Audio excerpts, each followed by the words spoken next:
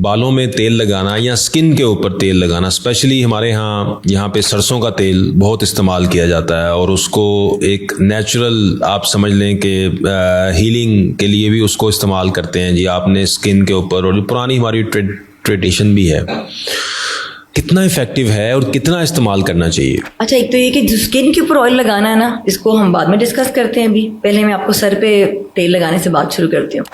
एक तो ये कि हमारी नेचुरली यहाँ पे हम जिस एनवायरनमेंट में रह रहे हैं ना, हमारा स्कैल्प यूजुअली मेजॉरिटी लोगों का पहले ही ऑयली होता है, यानी कि एक्सेसिव ऑयल बन रहा है, तो हमें अलग से ऊपर से ऑयल लगाने की ज़रूरत नहीं है। अच्छा। लोग ऑयल ये सोच के लगाते हैं कि इसमें कोई न्यूट्रिशन है, कोई ग़िज़ा है, बालों को मजबूत करेगा, तो ये बिल्कुल मिथ है, इसका कोई ताल्लुक नहीं है इस बात से। क्योंकि जो बाल है, जो ऑयल है ना, ये बड़ा मोटा मॉलिक्यूल है, it's a very big molecule. किसी ने भी अगर केमिस्ट्री पढ़ी हुई है तो आसानी से समझ जाएंगे, इतना थिक मॉलिक्यूल स्किन की लेयर्स को क्रॉस करके बाल की जड़ तक पहुंच ही नहीं सकता ना।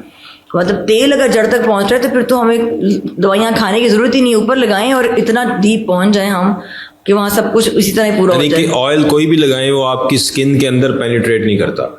नहीं कि ऑयल जो है ना वो पेनिट्रेशन के लिए है ही नहीं, ये इमोलिएंट के तौर पे इस्तेमाल करते हैं। तो मैम आप बहुत बड़ी स्टेटमेंट दे रही हैं। सदियों से हमारे यहाँ पे सरसों का तेल लोग घर में भी जो है वो स्किन के लिए, स्पेशली बालों के लिए सरसों का तेल आज भी लोग लगा रहे हैं। सब बिग स्टेटमेंट के ये इसकी जरूरत नहीं है।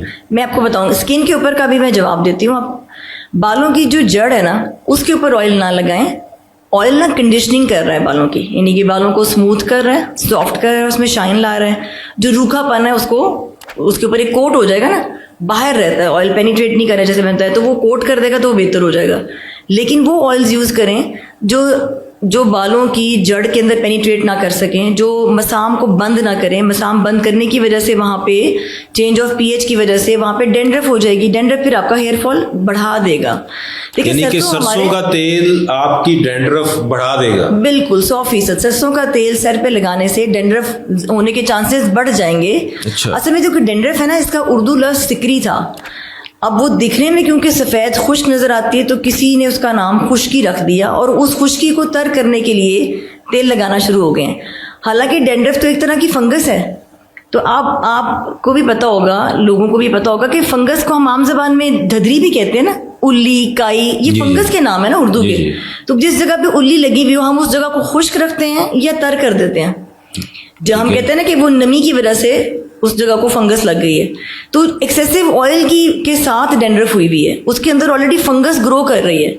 पिट्रेसिस कैपिटस इसको अपनी ज़बान में कहते हैं। तो डेंड्रफ की इटियोलॉजी में डेंड्रफ की एक वजह में फंगस शामिल है, इसलिए उसको फर्दर ऑयल नहीं लगाना। फर्दर ऑयलिंग करने से वो बढ़ जाएगी, वहाँ पे फंगस ग्रो करेगी। एक तो मैडम पहले हमें अपनी ऑडियंस को ये भी बताना है कि जो सिकड़ी है या जिसे हम डेंड्रफ कहते हैं वो खुश्की नहीं है, वो फंगस है।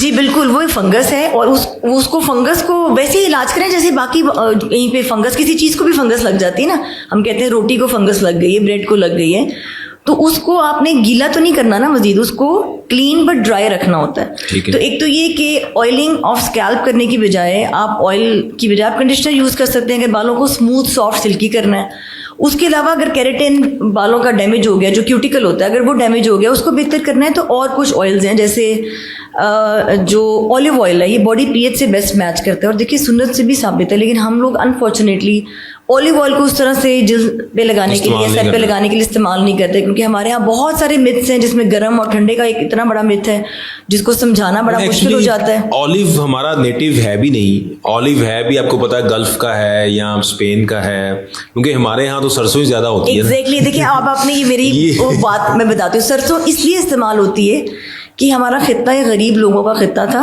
और सरसों यहाँ पे उगती थी, ये हमें सस्ती मिल जाती थी, इसलिए इस्तेमाल होता था। अब तो मैं यहाँ पे आपसे इख्तिलाफ करूंगा, हम गरीब इतने थे नहीं जितने अब हुए हैं। हम तो यानी कि सब कॉन्टिनेंट शुरू से इन चीजों में तो एक तो नॉलेज वाइज हम बहुत पुअर रहे हैं, ठीक है। तो जो भी चीज़ जो मिल रही है ना, उसको इस्तेमाल से पहले उसकी तहकीक नहीं की जाती थी। हम पहले भी हमेशा सारी जो आप कह रहे हैं ना कि जो रिसर्च है वो हमने बाय की है हमेशा, हम अपनी नहीं रिसर्च करते ना। तो अब ये ऑलिव तो खैर हमारे अपने भी यहाँ पे लग रहा है, जैतून हमारे पास भी यहाँ लग रहा है। तो बताने का मकसद ये था कि ऑलिव ऑयल बॉडी पीएच से बेस्ट मैच करता है। अगर ऑयलिंग की ज़रूरत है तो ऑयल लगाया जा सकता है, लेकिन सर में ऑयल शावर लेने से घंटा 1.5 घंटा पहले अगर लगा लिया तो वो काफ़ी है, उससे ज़्यादा देर ऑयल लगाने की ज़रूरत नहीं होती। फिर वो ऑयल्स हैं जो सीरम या कंडीशनर के अंदर मौजूद हैं तो वो ज़्यादा बेहतर है, क्योंकि वो नैनो पार्टिकल बेस्ड हैं, वो मसाम बंद नहीं करेंगे, वो डेंड्रफ होने की वजह नहीं बनेंगे। अच्छा मैम, आपने अभी जिक्र किया, मेरे वालिद साहब, अब मैं आपको पर्सनल एक्सपीरियंस बता रहा हूँ। He is almost 70 years old और वो पहलवान थे, लेकिन वो उनकी बचपन से एक आदत है कि वो नहाने से पहले तकरीबन 10-15 मिनट पहले वो पूरी बॉडी के ऊपर, सर के ऊपर वो सरसों का तेल लगाते हैं और फिर वो नहाते हैं। इसका कोई फ़ायदा है या वो ऐसी प्रैक्टिस की जा रही है? ठीक है, अब मैं जल्द वाले के ऊपर आती हूँ। स्किन की ना कंडीशंस होती हैं डिफरेंट, जिसके अंदर कुदरती तौर पे स्किन ड्राई होती है, क्योंकि स्किन के लेयर के अंदर नेचुरल लिपिड्स का लॉस हुआ होता है, जिसको हम बहुत कॉमन एक कंडीशन उसे कहते हैं एटॉपिक डर्मेटाइटिस या एटॉपिक एक्जिमा। इसके अलावा भी बाकी बहुत सारे एक्जिमाज हैं जिनके अंदर आपको स्किन के ऊपर इमोलिएंट्स लगवाने होते हैं। अब जो ये ऑयल है ये बहुत अच्छा इमोलिएंट है। अब जिनको एटॉपिक डर्मेटाइटिस है या एटॉपिक एक्जिमा है उनको हम ये एडवाइस करते हैं कि बाकी सारा इलाज एक तरफ, जब उन्होंने शावर लेना है तो बकेट के अंदर ऑलिव ऑयल डाल लें, 2 चम्मच उसमें ऑलिव ऑयल के डाल के उस पानी से नहाएं, तो वो एक थोड़ी सी ऑयल की फिल्म जो है वो स्किन के ऊपर आ जाएगी।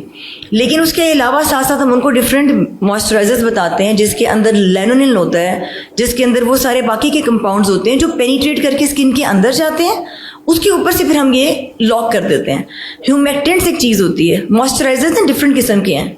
अब मॉइस्चराइजर में वो चीज़ें जो जिल्द को पेनिट्रेट करती हैं वो पहले लगाई जाती हैं ताकि वो अंदर चली जाएं।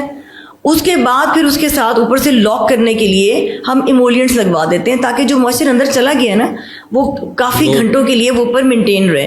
तो स्किन के ऊपर लगाने वाले ऑयल हम खुद भी एडवाइस कर रहे होते हैं, लेकिन हम उसमें कभी भी सरसों का तेल एडवाइस नहीं करते। सरसों का तेल लोग छोटे बच्चों को भी लगा देते हैं नेपी रैश से बचने के लिए, हालांकि वो नेपी रैश की एक वजह बन जाता है। अच्छा। उस जगह के ऊपर अक्सर उन बच्चों को बार बार जो डायपर डर्मेटाइटिस है ना वो होता जा रहा होता है, तो उससे बेहतर होता है कि उस जगह के ऊपर आप सिंपल पेट्रोलियम जेली या वेजलिन लगा लें। इसी तरह स्किन के ऊपर हम जैसे बताया कि शावर के टाइम पे आप ऑलिव ऑयल यूज़ कर लें। फिर उसके अलावा स्किन की कंडीशंस हैं, एक थायोसिस, एक बहुत बड़ी रेंज ऑफ स्किन की बीमारियां हैं, उसमें भी जल्द कुदरती तौर पर ड्राई होती है, जैसे एक्जिमास की बहुत बड़ी रेंज है। तो उन सब वो जिस जिस जगह का वो एक्जिमा है वहाँ पे हम फिर एडवाइस करते हैं कि मॉइस्चराइजर्स यूज़ करें जो ह्यूमेक्टेंट बेस भी होते हैं, और उसके ऊपर आप कवरिंग दे दें विद ऑलिव ऑयल।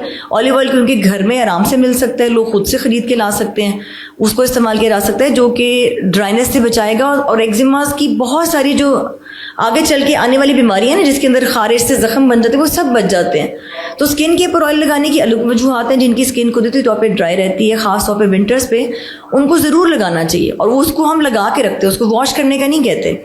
लेकिन जो स्कैल्प है वहाँ पे अगर ऑयल लगाया है तो 1 से 1.5 घंटे के बाद उसको वॉश कर लें। ज़्यादा देर लगा रहने की सूरत में, बिल्कुल जैसे ये टेबल है, अगर इसके ऊपर हम ऑयल लगा रखेंगे ज़्यादा देर तो यहाँ पे मिट्टी धूल ज़्यादा चिपकेगी आके, तो जो बाल की जड़ है उसके ऊपर जब वो ज़्यादा आके वो बाहर से वो उस ग्रीस के ऊपर आके ज़्यादा चिपकेगी तो वहाँ पे चांसेस हैं कि उस ओक्लूजन की वजह से हेयर फॉल शुरू हो जाए, क्योंकि ऑक्सीजन पेनिट्रेशन भी कम हो जाएगी। डेंड्रफ होने की चांसेस बढ़ जाएंगी क्योंकि मुस्तकिल नमी चल रही है उस बाल की जड़ के अंदर, तो डेंड्रफ हो जाएगी। तो इसलिए स्कैल्प के लिए ऑयलिंग की एप्लीकेशन डिफरेंट है, बॉडी के लिए एप्लीकेशन जैसे मैंने आपको बताया कोकोनट ऑयल भी यूज़ होता है, जो जोबा ऑयल भी है, लेकिन एवोकाडो जिस तरह वो भी अच्छा है, बॉडी पीएच से बैच करता है, लेकिन ये सारे बहुत ही एक्सपेंसिव हैं। अब जोजोबा या एवोकाडो का चंद कतरे किसी ऑयल में ऐड करने से वो एवोकाडो ऑयल नहीं बन जाएगा, ये बहुत एक्सपेंसिव है। तो उस लिहाज से ऑलिव ऑयल, जैतून का तेल आम मिल जाता है, सस्ता भी है। तो स्किन के ऊपर किसी को अगर मसला हो रहा है तो सरसों के तेल की बजाय ऑलिव ऑयल इस्तेमाल करें। लिहाजा आपका कहना है कि सरसों के तेल की कोई इंपॉर्टेंस नहीं है, आप उससे ऑलिव ऑयल बेहतर है। बिल्कुल। वो आपकी खुश्की या सिकरी या डैंड्रफ या स्किन के ऊपर अगर आपको खुश्की है तो वो सरसों का तेल आपको कोई हेल्प नहीं कर रहा, बल्कि वो वर्स कर रहा है कंडीशन को। क्योंकि वो बॉडी पीएच को चेंज करता चला जा रहा है ना, तो आहिस्ता आहिस्ता उसके अंदर इन्फेक्शन के चांसेस भी बढ़ जाएंगे, खारिश के चांसेस भी बढ़ जाएंगे, स्किन ड्राई होने के चांसेस भी बढ़ जाएंगे। सरसों का तेल ना खाने के लिए आजकल बड़ी रिसर्च इसके ऊपर आ चुकी हुई है, उसके लिए इस्तेमाल करना चाहिए। चलिए बॉडी मैम, पे इसके लगाने के ऊपर- लिए ऑलिव ऑयल। इसके ऊपर हमने एक फॉलो अप आपके साथ वीडियो लाजमी करनी है, क्योंकि जब ये हमने वीडियो लगानी है तो फिर ये उसके ऊपर जो कमेंट्स आते हैं वो हमसे जरूर आपसे हम डिस्कस करेंगे। Any time. बहुत शुक्रिया मैम, थैंक यू।